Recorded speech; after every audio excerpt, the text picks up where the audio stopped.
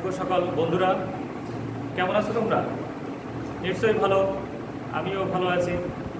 তো বন্ধুরা, যথানিয়মে আমাদের রায়রমল প্রাথমিক বিদ্যালয় কর্তৃক আয়োজিত অনলাইন পাঠদান অনুষ্ঠানে আমি আজকেও হাজির হয়েছি। তোমাদেরকে সুন্দর একটা লেসন নিয়ে আলোচনা করব এই উদ্দেশ্যে। তো তোমরা বাড়িতে যার যার পড়ার টেবিলে বই খাতাপত্র নিয়ে বসে পড়ো। আজকে আমি নবম শ্রেণীর দ্বিতীয় অধ্যায় থেকে বিজ্ঞান বিষয়ের দ্বিতীয় অধ্যায় থেকে আলোচনা শুরু করব। আমরা গত পরপর দুইটি ক্লাস করেছি রক্ত সম্পর্কে, হৃদযন্ত্রের যন্ত্রকথা। এই অধ্যায়ে ব্লাডের উপাদান, তারপরে শ্রেণী, রক্তকণিকা ইত্যাদি নিয়ে আলোচনা করেছি। ব্লাড গ্রুপ নিয়েও আলোচনা করেছি। গত ক্লাসে হৃৎপিণ্ড নিয়ে আলোচনা করেছিলাম, ব্লাড সার্কুলেশনের বিষয় নিয়ে। আজকে আমরা ওই একই লেসনের উপরে বাকি আমাদের যে কয়েকটা টপিক ছিল সেই বিষয় নিয়ে আলোচনা করব। তো বন্ধুরা, আমরা সরাসরি পাঠে চলে যাই। তো আমি তোমাদেরকে সকালবেলার শুভেচ্ছা বিনিময় করছি। শুভ সকাল বন্ধুরা। এখন আমি আমার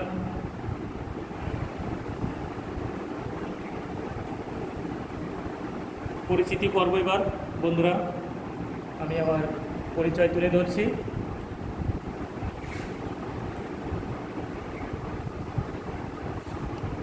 এটা আমার পরিচিতি। আমি দিলীপ কুমার সরকার, সহকারী শিক্ষক, রায়রমল মাধ্যমিক বিদ্যালয়, জিপি 9000, খুলনা।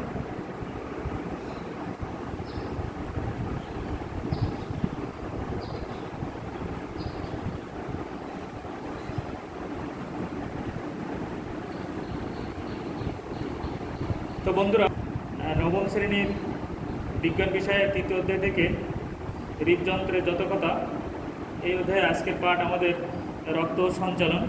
এখানে রক্ত সঞ্চালনের জন্য যে জিনিসগুলো আমাদের জানা দরকার সেই বিষয় নিয়ে আমরা আলোচনা করব। শিক্ষার্থী বন্ধুরা, দেখো, মানব দেহে রক্ত সংবহন তন্ত্রের প্রধান অংশগুলো হলো হৃৎপিণ্ড, ধমনী, শিরা এবং কৈশিক জালিকা। রক্ত সঞ্চালন পদ্ধতি জানার আগে এগুলোর গঠন সম্পর্কে জানা আমাদের একান্তই দরকার। তাই প্রথমে এগুলো সম্পর্কে সংক্ষেপে আলোচনা করা হলো। শিক্ষার্থী বন্ধুরা, দেখো, হৃৎপিণ্ড আমাদের রক্ত সঞ্চালনের জন্য প্রধান অঙ্গ বা তন্ত্র। এরপরে দেখো, অ্যাওর্টা বা ধমনী, এটাও আমাদের রক্ত সঞ্চালনের জন্য খুবই গুরুত্বপূর্ণ। শিক্ষার্থী বন্ধুরা, এবার দেখো, শিরা এবং ধমনী একসঙ্গে আছে, সাথে কৈশিক জালিকা আছে। এরপরে একবার শেষে যে চিত্রটি, এটা হচ্ছে কৈশিক জালিকা। আমরা গত ক্লাসে হৃৎপিণ্ড সম্পর্কে জেনেছিলাম। আমরা গত ক্লাসে এই হৃৎপিণ্ড সম্পর্কে জেনেছিলাম যে হৃৎপিণ্ডের কয়টি চেম্বার, সেগুলো কী কী কাজ করে। গত ক্লাসে আমরা অ্যাওয়ার্টা সম্পর্কে, এই রক্ত কোন চেম্বার থেকে কোন চেম্বারে যাতায়াত করে হৃৎপিণ্ডের সম্পর্কে জেনেছিলাম। আজকে আমরা এই ধমনী, আর্টারি আর ভেইন এবং কৈশিক জালিকা এই সম্পর্কে আমরা আজকে জানব।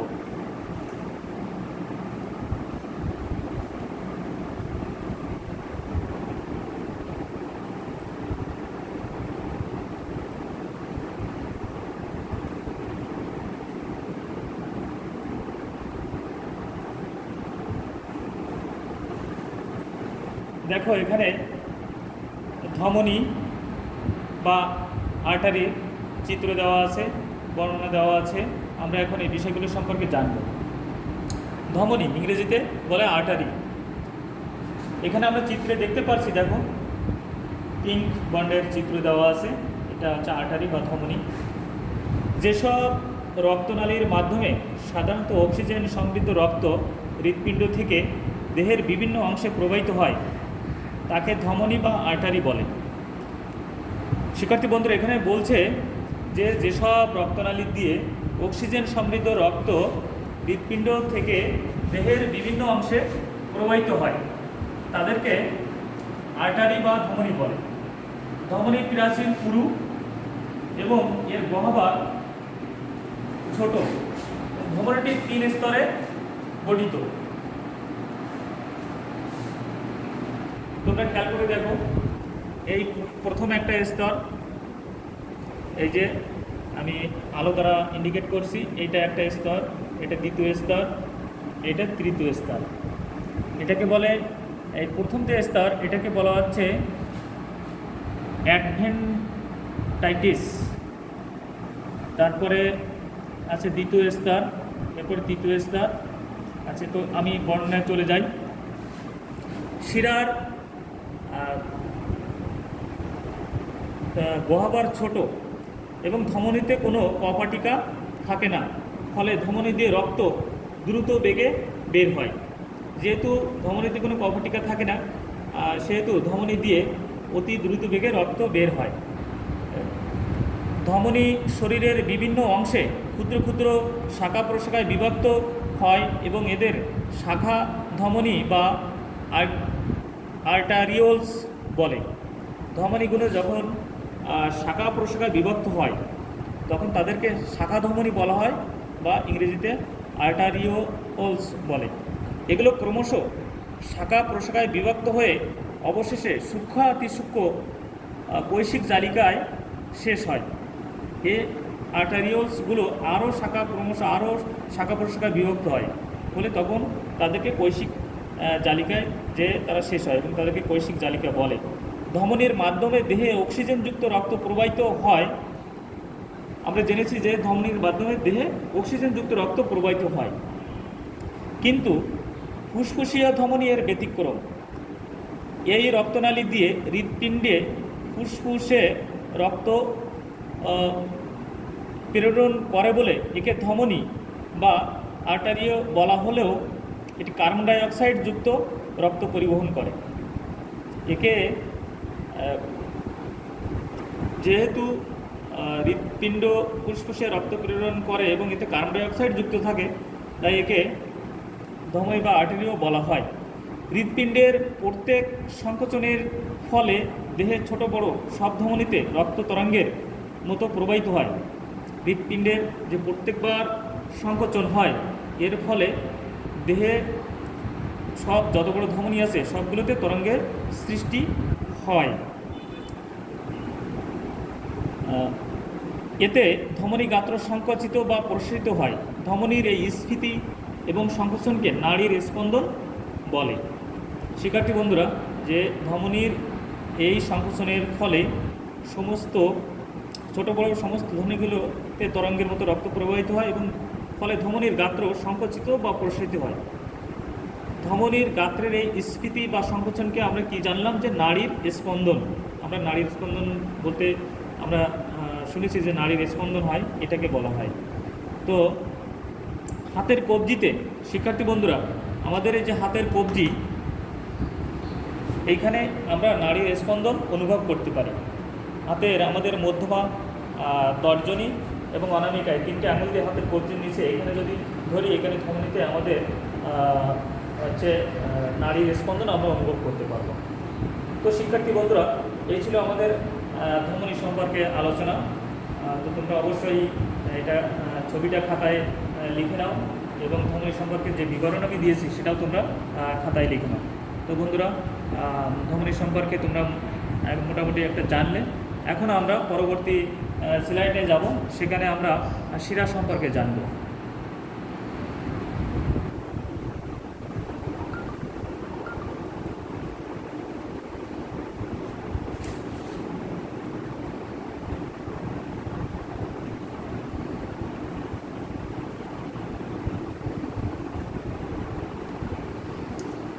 তো শিক্ষার্থী বন্ধুরা, দেখো আমাদের আমরা এখন শিরা নিয়ে আলোচনা করব। শিরা ইংরেজিতে শিরাকে ভেইন বলে। এখানে শিরার আর্টারির মতোই শিরার চিত্র, কিন্তু এখানে কিছুটা পার্থক্য আছে। আর্টারির মতোই শিরার 3টি স্তর নিয়ে গঠিত, একই স্তরগুলির নামই একই, কিন্তু কিছুটা পার্থক্য আছে। যেসব রক্তনালীর মাধ্যমে কার্বন ডাই অক্সাইড যুক্ত রক্ত দেহের বিভিন্ন অংশ থেকে বা অঙ্গ থেকে হৃৎপিণ্ডে ফিরে আসে তাদের শিরা বা ভেইন বলে। শিক্ষার্থী বন্ধুরা, আমরা ধমনীতে জেনেছিলাম যে হৃৎপিণ্ড থেকে কার্বন ডাই অক্সাইড যুক্ত রক্ত, মানে অক্সিজেন সমৃদ্ধ রক্ত যে নালীর মাধ্যমে সারা শরীরে প্রবাহিত হয় তাদেরকে আমরা ধমনী বলেছি বা ধমনী জেনেছি। হৃৎপিণ্ড থেকে অক্সিজেন সমৃদ্ধ রক্ত দেহের শরীরে প্রবাহিত হয়, তাদেরকে আমরা ধমনী বলি। শিরার ক্ষেত্রে ঠিক তার বিপরীত। দেহের বিভিন্ন অংশ থেকে বা অঙ্গ থেকে কার্বন ডাইঅক্সাইড যুক্ত রক্ত যে নালীর মাধ্যমে হৃৎপিণ্ডে ফিরে আসে তাদেরকে আমরা শিরা বা ভেইন বলি। যে রক্তনালীর মাধ্যমে কার্বন ডাইঅক্সাইড যুক্ত রক্ত দেহের বিভিন্ন অঙ্গ থেকে আমাদের হৃৎপিণ্ডে ফিরে আসে তাদেরকে আমরা শিরা বা ভেইন বলি। পালমোনারি শিরা এর ব্যতিক্রম। এর মাধ্যমে রক্ত হৃৎপিণ্ডে আসে বলে একে শিরা বলা হয়। তবে এই শিরা ফুসফুস থেকে অক্সিজেন সমৃদ্ধ রক্ত হৃৎপিণ্ডে নিয়ে আসে। শিরার গ্রাসিও 3 স্তর নিয়ে গঠিত। স্তর 3টি এখানে আছে। যে শিরার যে 3টি স্তর, অ্যাডভেন্টাইটিয়া এটা প্রথম স্তর, দ্বিতীয় স্তর আছে স্মুথ মাসেল, আর তৃতীয় স্তর আছে এন্ডোথেলিয়াম। তো শিক্ষার্থী বন্ধুরা, শিরার এই 3টি স্তর নিয়ে গঠিত।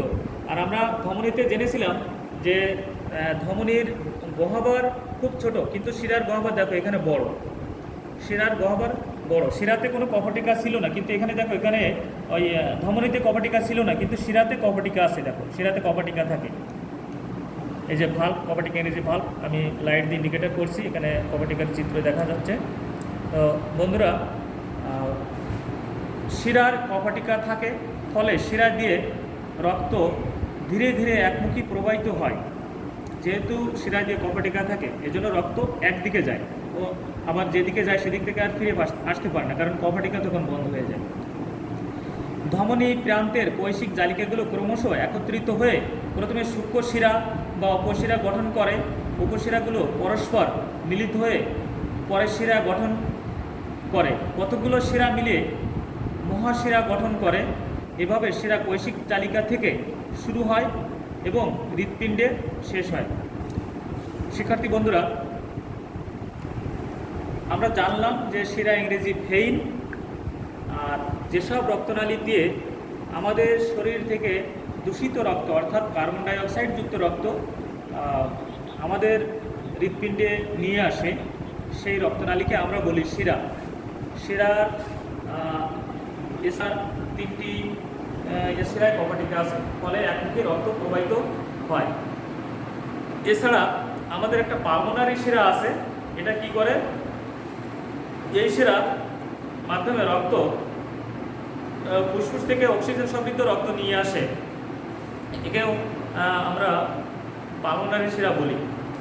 তো এই শিরা সূক্ষ্ম আরও ক্ষুদ্র ক্ষুদ্র শাখায় বিভক্ত হয়। বিভক্ত হয়ে যেখানে শেষ হয় সেটাকে আমরা কৈশিক জালিকা বলি। আবার ধমনীয় শাখা প্রশাখায় বিভক্ত হয়ে আর্টিওলস তৈরি করে। আর্টিওলসও বিভক্ত হয়ে সরু সূক্ষ্মাতি সূক্ষ্ম শাখায় বিভক্ত হয়ে কৈশিক জালিকায় শেষ হয়।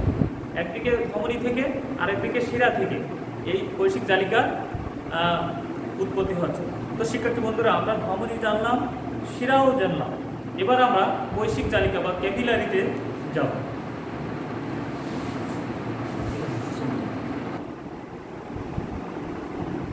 এই যে চিত্রটা শিক্ষার্থী বন্ধুরা দেখছো তোমরা, যে চিত্রটা, এটা আর্টারি অর্থাৎ ধমনী, এটা হচ্ছে ভেইন শিরা। ধমনী থেকে সূক্ষ্মাতি সূক্ষ্ম এই যে আর্টিওলস থেকে আরও সূক্ষ্মাতি সূক্ষ্ম লাইট দেখা যাচ্ছে জালিকাকার, এইগুলো কৈশিক জালিকা। আবার একই কায়দায় শিরা থেকে এই শাখা শিরা, শাখা শিরা থেকে আরও সূক্ষ্ম জালিকা তৈরি হয়েছে, এগুলোকে ক্যাপিলারিস বা কৈশিক জালিকা বলে। তো শিক্ষার্থী বন্ধুরা দেখো, আমরা আমাদের এটা আমি শুধু এই চিত্রটা এখানে আমি শুধু নিয়ে আসছি, এগুলো দেখো লাইট দ্বারা ইন্ডিকেট করছি, এটা সম্পূর্ণ হচ্ছে কৈশিক জালিকা। আমি আগে উৎপত্তি দেখিয়েছিলাম শিরা থেকে কিভাবে বা ধমনী থেকে কিভাবে উৎপত্তি হয়, এখন আমি এই সম্পূর্ণ জালিকাটাই দেখাচ্ছি, কৈশিক জালিকা বা ক্যাপিলারিস। তো আমি এখন আমাদের বইতে কী লেখা আছে দেখি, আমাদের পাঠ্য বই দেখো। ও শিরার সংযোগ স্থলে, এই যে ধমনী ও শিরার সংযোগ স্থল দুটোকে সংযোগ করেছে, ধমনী আর শিরা সংযোগ স্থলে অবস্থিত কেবল এক স্তর বিশিষ্ট এন্ডোথেলিয়াম দিয়ে গঠিত যেসব সূক্ষ্ম রক্তনালী জালকের আকারে বিন্যস্ত থাকে সেগুলোকে কৈশিক জালিকা বা ক্যাপিলারিস বলে। শিক্ষার্থী বন্ধুরা, আমরা কী জানলাম যে ধমনী ও শিরার সংযোগ স্থল এখানে এক স্তর বিশিষ্ট এন্ডোথেলিয়াম পর্দা দিয়ে গঠিত এবং অতি সূক্ষ্ম রক্তনালী জালকের আকারে বিন্যস্ত আছে, এইগুলোকে আমরা ক্যাপিলারিস বা কৈশিক জালিকা বলে থাকি। এগুলো একদিকে ক্ষুদ্রতম ধমনী এবং অন্যদিকে ক্ষুদ্রতম শিরার মধ্যে সংযোগ সাধন করে, ফলে ধমনী শাখা প্রশাখায় বিভক্ত হয়ে ক্রমে সূক্ষ্ম হতে সূক্ষ্মতার কৈশিক নালীতে পরিণত হয় এবং প্রত্যেকটি কোষকে পরিবেষ্টন করে রাখে। এদের প্রাচীর অত্যন্ত পাতলা, এই পাতলা প্রাচীর ভেদ করে রক্তে দ্রবীভূত। কৈশিক জালিকার প্রাচীর অত্যন্ত পাতলা এবং এদের প্রাচীর ভেদ করে রক্ত দ্রবীত বা সব ব্যাপন প্রক্রিয়ায় কোষে প্রবেশ করে। তো শিক্ষার্থী বন্ধুরা, আমরা অতি সংক্ষেপে আমরা কৈশিক জালিকা, শিরা এবং ধমনী এই তিনটি বিষয় আমরা জেনেছি। আরও একটা বিষয় যে রক্ত সঞ্চালনের যে মেন বিষয় সেটা বাকি আছে। যে যে বিষয়গুলো অন্তর্ভুক্ত রক্ত সঞ্চালনের ক্ষেত্রে হৃৎপিণ্ড, ভেইন বা ধমনী, শিরা, আটারি বা ধমনী এবং কৈশিক জালিকা বা ক্যাপিলারিস, এগুলো আমাদের রক্ত সঞ্চালনের বিশেষ গুরুত্বপূর্ণ ভূমিকা পালন করে। তো আমরা এগুলোর গঠন এবং বর্ণনা সম্পর্কে জেনেছি। তো শিক্ষার্থী বন্ধুরা, আমাদের সম্পূর্ণ যে রক্ত সঞ্চালন প্রক্রিয়া এটা আমরা পরবর্তী ক্লাসে আলোচনা করব। আজকে আমরা এই হৃৎপিণ্ডের গঠন, ধমনী, শিরা এবং কৈশিক জালিকা কাদেরকে বলে, এদের গঠন কেমন বা কিভাবে তৈরি হয় এগুলো সম্পর্কে জানলাম। তোমরা অবশ্যই তোমাদের খাতায় এগুলো লিখে নিয়েছো। তো আমি আজকে তোমাদের বাড়ির কাজ দিব, তোমরা এই বাড়ির কাজটা খাতায় তৈরি করে স্কুল খুললে আমার কাছে অথবা শ্রেণী শিক্ষকের নিকট জমা দিবে। আমি এখন তোমাদেরকে বাড়ির কাজটা দেব, তোমরা বাড়ির কাজটা অবশ্যই খাতায় লিখে নেবে।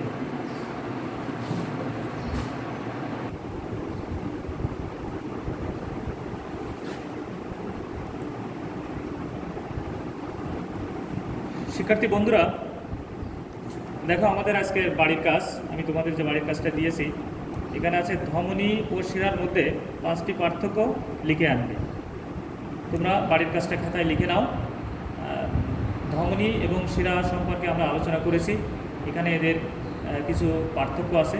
তোমরা বাড়িতে আরও পড়াশোনা করে ধমনী ও শিরার মধ্যে 5টি পার্থক্য লিখে পরবর্তী ক্লাসে আমাকে দেখাবে বা স্কুল খুললে শ্রেণী শিক্ষকের নিকট জমা দিবে।